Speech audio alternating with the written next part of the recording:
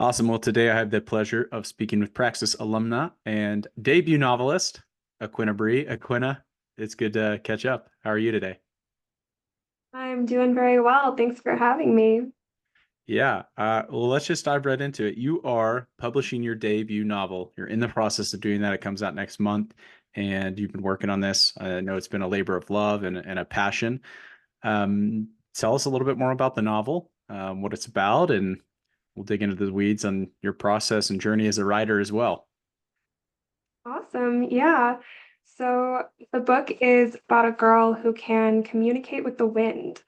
Her name is Laura, and because of her power, she is able to save her baby sister's life.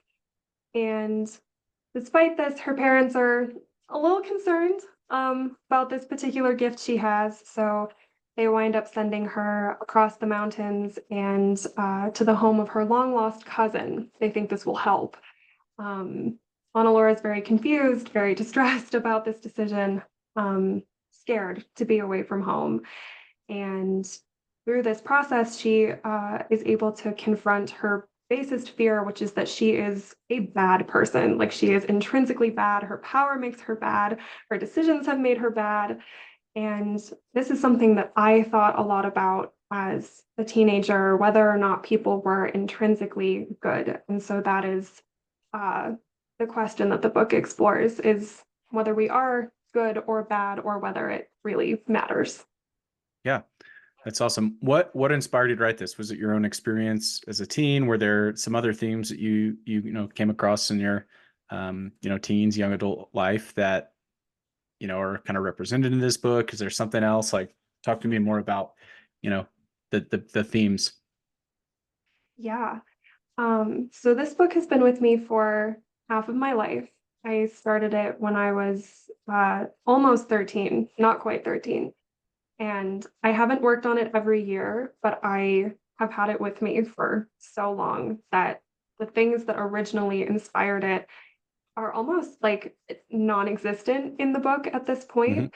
It has very much grown up with me. So the original idea was it brought to me like sitting in the passenger seat of my parents' car.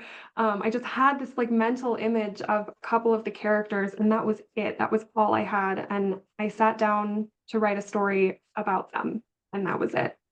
And over time, it grew into a story about freedom, which has been very important to me in my life, and it grew into a story about family, which is very important to me, and it evolved into a story about finding home, which is of utmost importance to me. So all of these things have like woven together to create a thing that has been like every phase of me along the journey. People ask me all the time if the book is about me. I think it's like a very generic author question. No, the book is not about me. But all of the things that I have learned over the last decade are well and truly in there. Yeah, that's awesome. Yeah, it's definitely like the shadow self. There's stuff when you're writing that you can't avoid confronting. I've had this in my own experience and not writing fiction, but awesome to see that you've confronted a lot of those themes in your stories and you found ways to draw inspiration from them. So you said half your life, and I want to dig into that a little bit. How long have you been working on this book? And how much of that time was like you were intently working to write the novel and like bring it to fruition?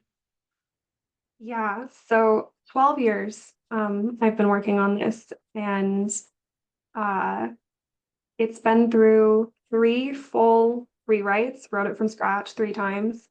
Um, and the third act I rewrote a fourth time. So it has been just all over the place. Um, but I would say I have spent uh, roughly a year on every draft. And in between, it has either been tweaked, like I would have like brief ideas and be like, oh, that needs to be a scene, or that needs to change, or that's a very obvious plot hole I should have seen earlier. And I would go back and fix those things. Or there were a couple of years where I was just going through some stuff and just left it alone. So all in all, 12 years, but definitely not that long consecutively. Yeah, yeah, that's awesome though. I'm sure it's evolved, and but still to see something through that, inspiration struck over a dozen years ago, and you've continued to nurture this along. It's not always something you can force. Sometimes it happens more organically, but it's awesome to see the discipline. I mean, 12 years is a long time for anything, but to be working on a project continuously, definitely applaud you for that. So it kind of begs the question: did you always know you wanted to be a writer, or was this just a project that was like burning inside of you that you had to get out, and you didn't really think of yourself as an aspiring writer? But how was your relationship with your craft, and how's that changed over the past dozen years? That's a great question. Um, I think I knew when I was probably 7 that I wanted to be a writer.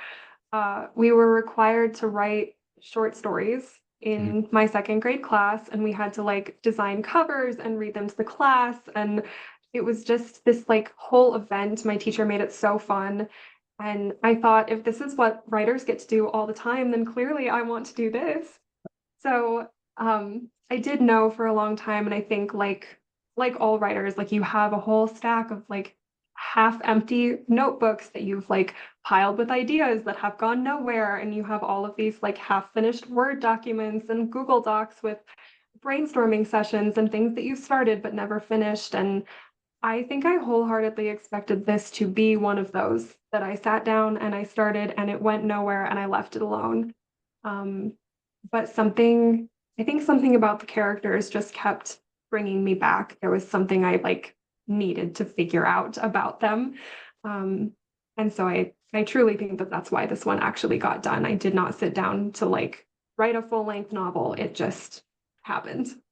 Yeah, that's awesome. I can definitely relate to a lot of those things. The half the stack of half empty notebooks, the thousands of Google Docs and things as an aspiring writer myself. And sometimes something does just grip you. So I'm glad to see that you saw it through, because it's incredibly challenging, regardless of what domain you want to write in, to sit down and see an idea through to fruition and through the editing process. And like, especially as you get to the point where you you love it too much, or you're too close to it, and you have to stick it through this crucible, to maybe to take out some parts that you really, they're really near and dear to your heart. But um describe that process to me as well. It's gone through many different iterations. You've gone through probably countless edits, and then you've gone through the actual process of taking this labor of love and converting it into a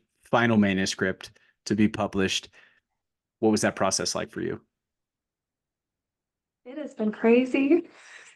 Um, I think the hardest thing for me originally was uh, actually expanding the story into a full-length novel. It was not full-length, my first draft. Um, it was it was just under the word count for like a this is a novel. Um, and so working with my editor, the number one thing we went through was like, how can you take this content that you already have and draw out more of your characters' like intrinsic needs and desires? Like, what do they want? Where are they going? Why does it matter to them? Um, and then also just like world building, which is huge in fantasy. It is a YA fantasy. And so, like, how do you want your readers to feel when they're in your world? How do you want them to feel when they walk away from it? Do you want them to miss it? Do you want them to feel like, whew, glad that's over? Yeah. Um, there was something very powerful about going in and making sure that my setting was a place I actually wanted to be and wanted to invite other people into. So that was a huge one. And then I had a lot of room to expand the story into something more uh, windy. I think I was very nervous when I was younger about putting my characters in situations that I didn't know how to get them out of. Yep. And that was a huge like just a huge growth process for me was realizing like I now had the life experience to put them in harder, more challenging situations because I did know how to get them back out. Um, and sometimes you don't always have to, which I did not know as a as a 14, 15-year-old. So the editing process was a lot of expansion, and then the last round of edits that I did with my editor, she was like, okay, we have finally reached a place where this is too long. There are too many words and too many scenes, and too many of them feel similar. And so I did have to go in and start like hacking things out, and that was brutal. It Yeah. was brutal. I did not enjoy it. But I developed a system wherein I just took all the scenes that I loved but could not use and dumped them into a different document so that I can maybe use them later or maybe not. I get to just like have them and keep them. Yep. They work as bonus content, which was a great realization. Um, the editing process is very challenging, but I've really grown to respect it because without it, it would not have turned into the book that I knew it could be even as a child. Mhm. Yeah, that's awesome. Well, you kind of led naturally into another question that I wanted to ask you is how do you feel like you've grown both as a person and as a writer, as a professional throughout this process? Yeah. As a professional, I mean, the difference is night and day. I think working with working with a professional editor forces you to grow. Even if it's just like the process of confronting the fact that you are not perfect, which was a hard one for me. Like I wanted this book to be perfect. I think there's always a little voice in your head when you send your book to an editor or anything to an editor where you're like, they're going to send it back and be like, it looks great, it's fine, moving on. And that of course is never the case. So I did have to get very comfortable with somebody being like, this part sucks. Like you need to you need to either cut this out or fix it or something, or like even just this is confusing, and you're like, but it makes perfect sense in my head. Yep. um so you definitely are forced to grow in that context. But as a person, I mean, it just writing this story has at times felt like almost like it's being written for me. Like I have had to look at um all of the lessons that I have learned over the course of my life so far and ask myself if the things I took away from certain moments and certain situations are even true. I spent so many hours sitting on the couch with my mom asking questions about like world peace and good and evil. And um, some questions you just can't answer, and you certainly can't answer them for everybody. But I really wanted to take a stab at writing a story that answered some pretty big questions in a way that felt true to me. Um, and so as a person, I think I've developed just a stronger perception, I guess, of my own experience and my own worldview, and also the acknowledgement that like not everybody is going to see things the way that I see them, and that that is 100% okay. Yeah. Yeah. Well, it's a massive undertaking, to not just to write a book, which is challenging in its own right, but to write a book that is true to you, to write anything that's like a true representation of you, and especially big undertaking to do that when you're tackling big themes like good and evil or world peace or some of the other themes you mentioned earlier. So I want to revisit part of your earlier journey.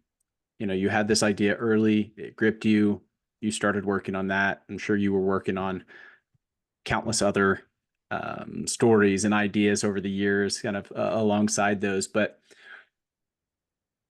you knew you wanted to be a writer early. You had some projects, you had some projects you were working on. But what was your process, even if it was messy? What was your process for manifesting that vision of becoming a writer? What were some of the things you did as a teen? What were some of the experiences you had? How did you go about, making that a reality in the early innings before you had this finished manuscript? Yeah, that's a really good question. It was messy. I am very fortunate to have had two parents who were both writers, writers and editors and proofreaders. And so I never felt like it was unachievable or like Mhm. a weird thing to want to do. I know a lot of people look at a career in writing like, oh my God, like, how am I going to make money doing that? That's going to be so difficult. And that was never really a thing that fazed me. I think also because it felt like such an innate part of me. I was never um, there was never part of me that was like, there's clearly something else I should be doing with my time and my energy, and all of this is a waste. And I know a lot of people do confront those feelings, so I feel very fortunate not to have had that particular experience. But I did I did go back and forth on things like, was I going to go to college and get an English degree? Like, was that actually going to help me? Um, and I realized at a certain point, like, I can just read, like, I can read whatever. I can read books by the greats. I can read books about writing. I can take online courses. And this is also how I ended up in Praxis, where I just was like, you know what? I think I would rather launch a real writing career right off the bat, than sit in the classroom and read books that I can read on my Kindle for free a lot of the time because the books are old. Um, so the it was not all straightforward. I definitely did have moments of like, am I making the right decision? Should I be going to college? Do I need a degree to tell people that like I am qualified to be a writer? Um, but I am very happy to say that I feel like I made the right decisions for me. And I don't think I'd be publishing a book at 24 if I had done it much differently. So Yeah, that's awesome. Yeah. So I want to dig into that chapter of your story as well, because you made a deliberate decision to take what I'm sure you got feedback from others, especially in the writing world. Maybe not because you had parents, you had somebody who could show you, hey, here's another path. But I'm sure you heard this in not so many ways that, hey, the path for writers is you go get, you go study literature, you go study English, you go study journalism, one of the writing career paths, and you take this very linear path, and then at some point you get an agent or a publisher to pick up one of the novels that's been sitting in your drawer for years collecting dust. Like, during that period when you were making this deliberate decision to do something different, how much were you writing? How much of the things that you were doing, or how active were you, I guess, in doing the things that you were aspiring to do, like, immediately, rather than waiting to get to do those things, like reading books, writing. You mentioned reading the greats, like some of those things. yeah. Um, I I read like books are food. So Mhm. it's just part of me. I was always reading. I used to like I used to play a game with myself on weekends to see how long a book I could read in a single weekend or even just like a single Saturday afternoon. That was fun for me. So that was always part of the journey. Um, writing wise, again, it was like very just woven into my schedule. Um, I was a dancer for 15 years, and something that I used as a tool to like remember what I was learning in class and also to like memorialize it because I knew it wasn't going to last forever was I blogged about it. I blogged through, I think, 5 or 6 years of pre-professional dance experience because I did not want to lose the memories that I was making and the passion that I felt for the art, even though, again, I knew I was not actually going on to become a professional ballerina. Um, I wanted those things cemented somewhere. So I blogged through that whole process. Um, I used to have a dance class on Tuesday afternoons, and I was homeschooled through high school for this reason. I just had like randomly scheduled dance classes in the middle of the day. And so on Tuesday afternoons, I would go to class, I would come home, and I would spend 4 or 5 hours just working on this book. I called them Writing Tuesdays, and I had my mother's permission. I was like, this is what I want to do. And she was like, fine, Yeah. whatever.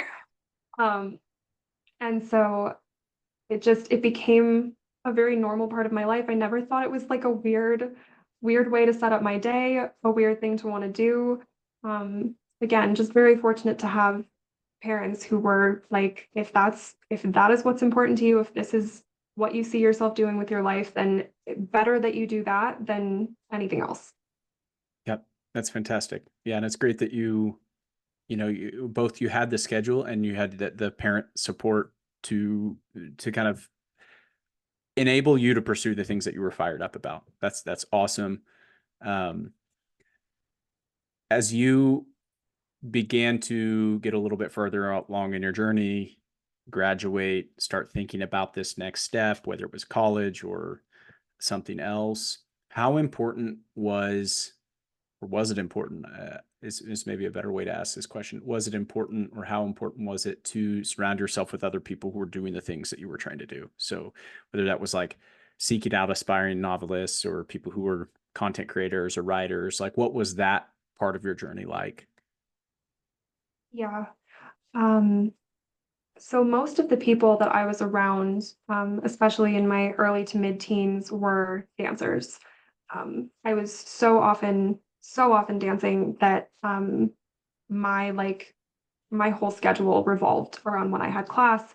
So I was either with my friends or my teachers, choreographers, like those were the people I was spending a lot of time around. And it doesn't sound like that would be particularly conducive to like building a writing career. But I think what I learned was like artists are artists, and there's something very just characteristic about hanging out with people who love their art and love like are passionate about the thing that they're creating. So even if it is um, a dance versus a novel, like there's a very similar feeling when you've like finished a dance and you're standing on stage and you've been working on this thing for 9 months and now it's done and everybody's seen it. It's a very similar feeling of like significance, just like this thing is complete. Um, and I actually I thank a lot of people who I danced with in the acknowledgments of the book because many of the scenes feel like translations of dances that we did together, um, just into words. And that was such a profound thing to realize. Um, because there was a point where I was like, I don't know how I'm gonna like put these two aspects of my life together, like how I'm going to justify the fact that I spent 15 years doing this thing that I'm not going to do anymore. Mhm. I'm just going to put my dance experience aside and I'm going to become a writer, and these two things are totally separate, and they just weren't. So I think I surrounded myself with artists versus writers, and the effect was the same. Yeah. I love to hear that. And it's almost cathartic to hear that as someone who, considers myself artistic as well, but like to hear that from you when you're immersed in creating. I think sometimes there's a tendency and for people who are aspiring writers, especially if they're not aspiring to be fiction writers or write poetry, that sometimes what they're doing is not art, and it's still creative, but I think that there's sometimes this impulse that you forget that practicing your craft, that you're probably more akin to an artist than like a scientist. And Mhm. sometimes sometimes I when I'm really in the groove writing, it's almost like listening to a piece of classical music that's like one of my favorites. And you feel the words coming out of you in a way. And it's really hard to relate that experience to others who don't who haven't had that same experience. And so I appreciate your likening of like the relationship between dance and words, and you know how that spirit of creativity has flown through different domains for you. I think that's really special. I'm also curious, in your journey as you phased out of dance, you were beginning to take your craft as a writer more seriously. Like, what were you doing outside of writing, dancing? How were you sustaining yourself as somebody who was aspiring to become a writer? You mentioned it earlier, and I think that this is a very common um, concern for, especially for parents whose kid may tell them, "Hey, I want to be a writer." That you're going to be they have an image of a starving artist. How did you go about overcoming that hurdle in your pursuit of making it as a writer? Yeah, really good question. I I think this is such a sad like way to answer this, but my motivation, um, my career motivation was really like I'm going to become an author. That's a thing that's going to happen. It's like on the horizon. And so all I have to do is get over there. And so everything in between, I was a lot less attached to. And I think that that's in large part why it has worked. I didn't have a lot of ego attached to anything I did in the middle. Um, so what I wound up doing was launching a freelance writing and editing business. I decided I should not like really invest myself in editing other people's fiction. I thought that that was going to be just a little too close to home, but I did wind up getting into self-help and motivational book editing. So I was still like in that zone, but not like so close to where I wanted to be that it just felt like too much. Um, and it took me probably 4 years to get everything really like up and running and off the ground. When people say that like it takes 5-ish years to launch a business, they are serious.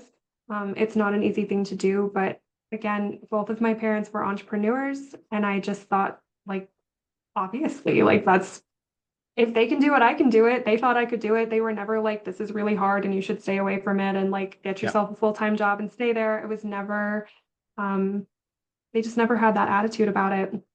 They were also just like transparently very good to let me live with them until I was on my own feet. I have a wonderful relationship with my family. I was happy to stay.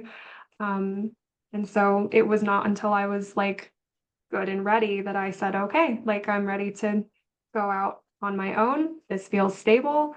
I love my clients. Like I was honestly very surprised to wind up in a career in between the dancing and the being an author that I like really love and Hmm. I'm still working on, will continue to work on. Um, it's it's very special to me and I again just feel very fortunate that this is how it played out. Yeah. Yeah. That's awesome. Well, I know that so many young adults who are aspiring creatives, and it's not limited to writing, but writing is, what we're talking about today. So we'll continue to use that motif. But I know a lot of them struggle with the idea of how to manifest that career. And there's two common kind of default paths, I think. People who are creative,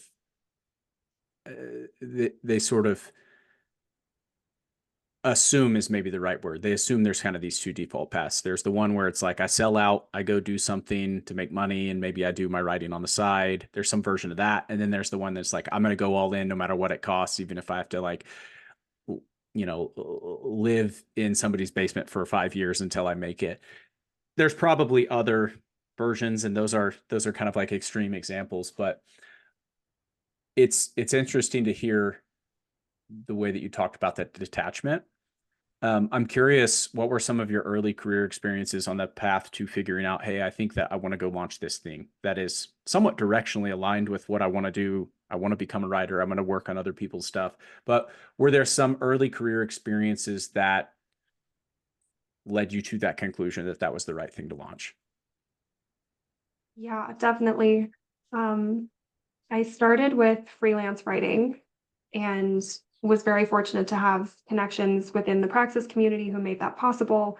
And as I started getting deeper into it, I realized that people very often don't know what they want when they hire freelance writers. It's like a hazard of the business. Like people know they want something written, but they don't know that it's not quite that until they read it and have to tell you that like this is not really what we were looking for. Um, it makes it quite challenging to stay on top of a whole bunch of different projects at once. And I don't think at the very beginning of my career I was quite ready for it. So I transitioned into editing. Editing was much more straightforward for me. It was something I'd been doing for a long time. My mom used to like grab sections out of things she was editing and send it to me and say, just like work on this. And she would go back over it when I was done, but like that's how I learned. She'd be like, you can do the last 3 chapters of this book and just see how it goes. Yeah, that's Um, awesome. and it was really fun for me. Like, again, no ego attached to it. It was my mom sending me a PDF, you know. Um, but the the experience was vital. So I got into editing much more straightforward. Loved my clients and just at some point decided I was ready to like niche down and Yep. went for self-help books. That was the majority of what was coming to me. Just uh I it's been kind of magic. Like I have not had to seek out clients when I need them. They show up. It's an enigma. I can't explain it. But it was mostly self-help books that were coming to me, and I was like, I really enjoy these. This is really fun. So I started pitching my business model to people in that way. Um, at some point, I edited a book for CEO in Puerto Rico, and she runs a consultancy. And she asked me if I would be open to doing some technical editing for her company when I was done with that project. So I work part-time with them now, just because I loved working with her. I was like, yes, like I was so sad when the project ended. I was like, yes, I'll do Yeah. anything, whatever you want. Yeah. Um, so that's been really fun. I have also gotten very into ghostwriting again by accident. Ghostwriting was a thing that was, it just came to me. Somebody was like, do you do this? And I was like, no, but I will try. Yeah. um, and it turned out to be so fun and so fulfilling. So um, I think that the number one thing, and I know everybody at Praxis talks about this a lot, but like the best thing you can do for yourself when you're early on in your career is just roll with the punches and like just say yes to things. Um, Ghostwriting is not a thing I would have come to on my own. Even I don't think I would have picked editing on my own had I not had the experience of writing first. Um, I have I've gone back to freelance writing just because I think, in a better place to do it now. I have more balance. I'm able to like handle more clients just because I have more experience now. Um, but those aren't things you can plan for. You can't plan for the day that you magically feel like you have enough experience to do the things that you want to do. So um, just say yes to things is how I would approach uh, my career. If I could go back and do it again, I would just say yes. That's awesome. It's great advice. You mentioned your parents multiple times and the example that they offered you and this template of what it looks like to be a writer and an entrepreneur. And you also mentioned the the way that you almost had like an informal apprenticeship is the way that I interpret this. But I'm curious, aside from your parents, what role did mentors, whether it was just your parents or was your parents plus other people, what role did those play in your development as a writer? Not just in honing your craft, but in all of the intangible parts of turning an interest into an actual career and source of income so you can sustain yourself. What was that process like? Who were those people? How did they impact your journey? Yeah. I love this question because I love thanking people. Um, the the reality is like when I got my proof copy of my novel in the mail yesterday, which was like the weirdest, most surreal experience. It took me like a full 12 hours to sit there and like I had to sleep on it and wake up and be like, oh, it's real, it's done. Um, but when I hold it, it's like I'm holding like the result of so many people's work and efforts. Like it's not mine. It's mine and my parents and my brothers and my dance teachers and the entire Praxis community. Like it's everybody. Um, everybody I know and love is like in this book and has had a hand in it, even if they don't know. And so um my parents were huge. My grandmother was also like wonderful to read like early drafts of the book and say like, you know, the way you describe things is so beautiful. Also, your sentences need to be shorter because they just go on and on and on.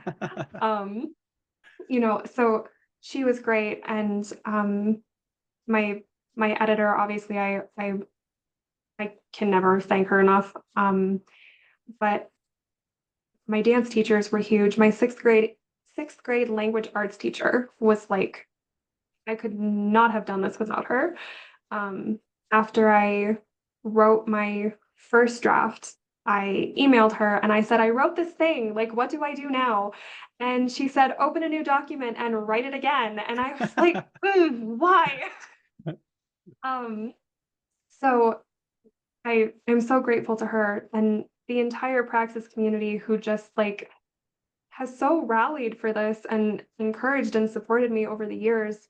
Um, I The curriculum was very different when I went through the program, but um, rather than doing what was then Module 5, I remember emailing TK Coleman and saying, I have an idea.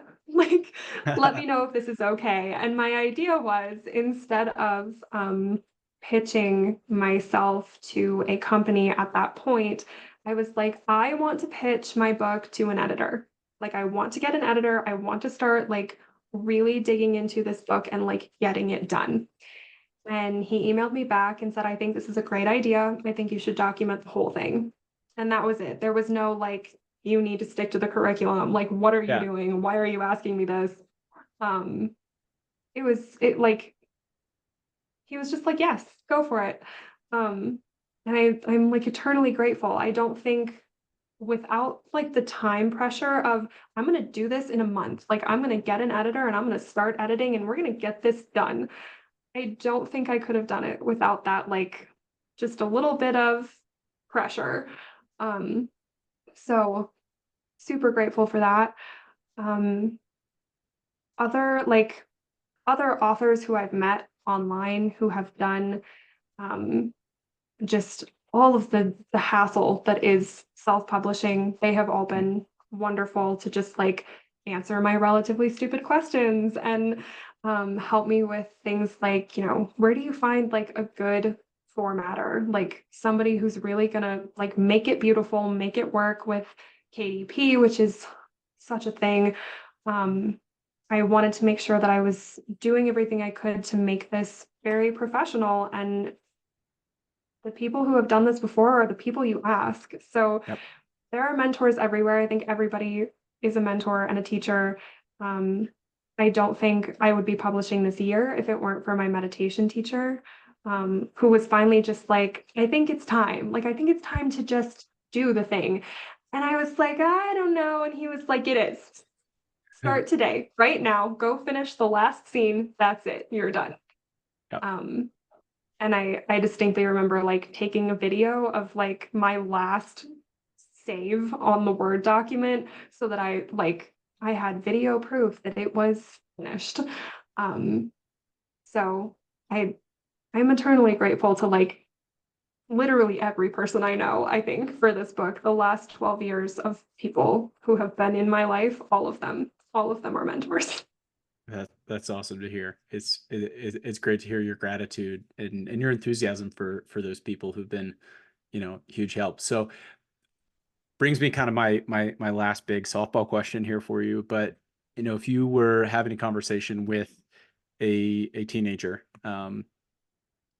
somebody who knew that they wanted to become a writer, creator, they wanted to build that career as an independent creative, what would you tell them? What are the things, and it may not be one specific piece of advice, but what are some of the important things that you think are absolutely essential to get across? Like the things that you wish you could tell, 17-year-old Aquinnah, if you could have that conversation.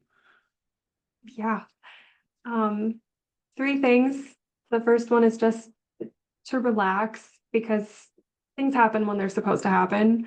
The second thing is to read a lot. It doesn't have to be the greats, but I recommend them. They're fun.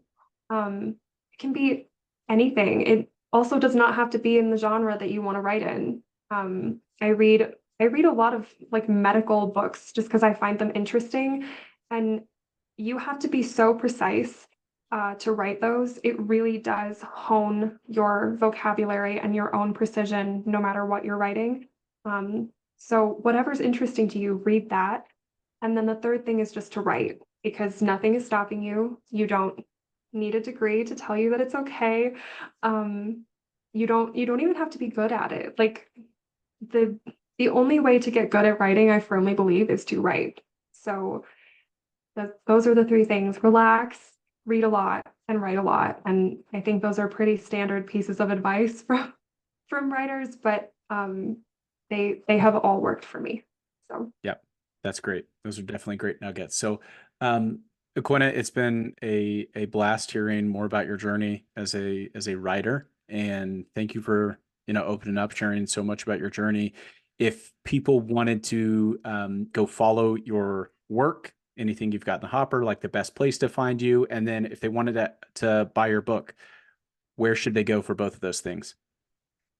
yes, so the best place to connect with me is on my website, aquinnahbree.com. There's the newsletter sign up, all of my social media is linked there. Um, Blog is there, everything's there. And to buy the book, you can go to Amazon, you can go to Apple Books, Kobo, Nook. It's pretty much everywhere you can get an ebook, and the paperbacks are on Amazon. So that's where you can find it. Awesome. Thanks, Aquinnah. It's been great to catch up.